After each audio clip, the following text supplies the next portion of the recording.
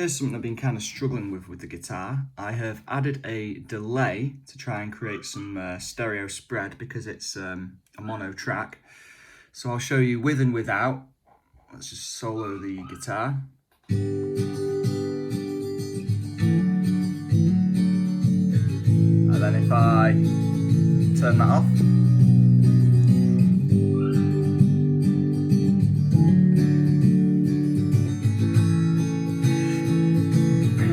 so what you notice is there's a lot more top end when the spread is on, which probably means that there's some cancellation going on with the sort of low to mid frequencies. So I'm sort of struggling to get any spread without that happening. One thing I have tried is I've put this utility on, and I've up to 500 hertz. The bass is mono, but I don't really think there's that much in 500 hertz with this guitar anyway. There will be quite a bit, but just not maybe enough to make a difference for the EQ setting. Something else is if I play it, that's with the spread. This is how it'll sound in mono after the sort of Hass effect's been used. So it still sounds fine, it's just there's nowhere near as much top end. Which sounds okay on its own, but in the mix it sounds a little bit maybe like it's not quite where it needs to be. So I need to maybe ask your advice on that. Here is the solo guitar, which I have turned into an electric guitar. Again, I've used the gate in the same way as I did on the other guitar, and I have EQ'd. Let's just show you how it sounded before.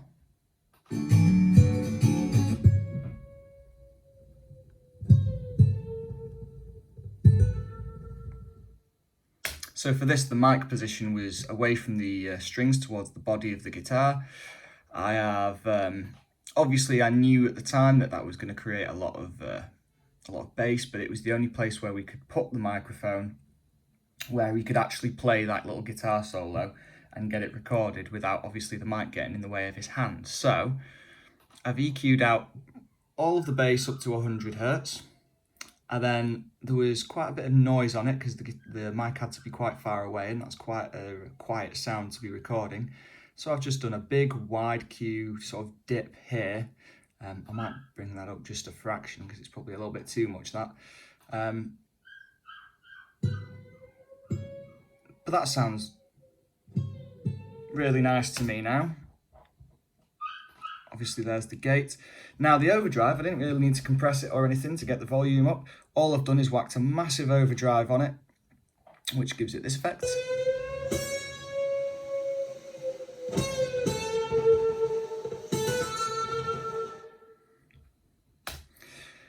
Which you can sort of hear the noise level obviously getting raised with that as well.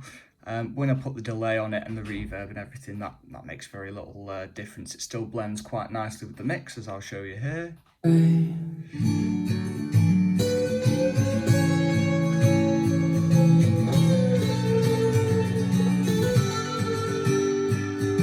Clouds began to part that day, no one standing in your way. So let's give you an example of how that sounds now with the mix attended to. Let's just shrink all this down a little bit first.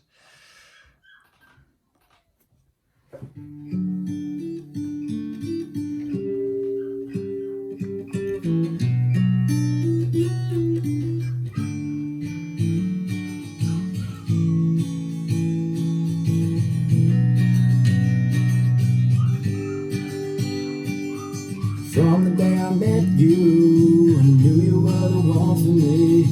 From the day I found you, girl, knew I had to set you free. From the day I saw your face, a cloud above you, a rainy day full of mistakes, and then I met you. You are mine, 'cause you are mine. You are my lullaby.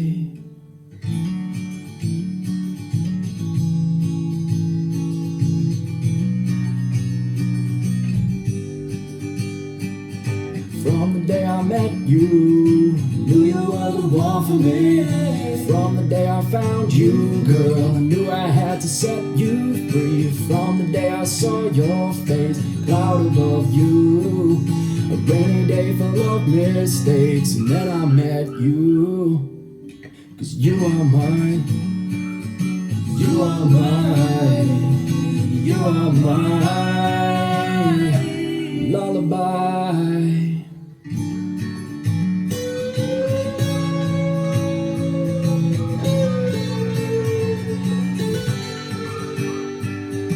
Clouds began to part that day, no one standing in your way.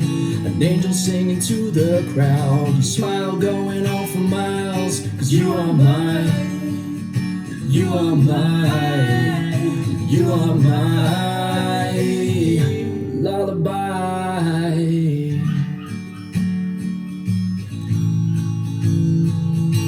You are mine, lullaby.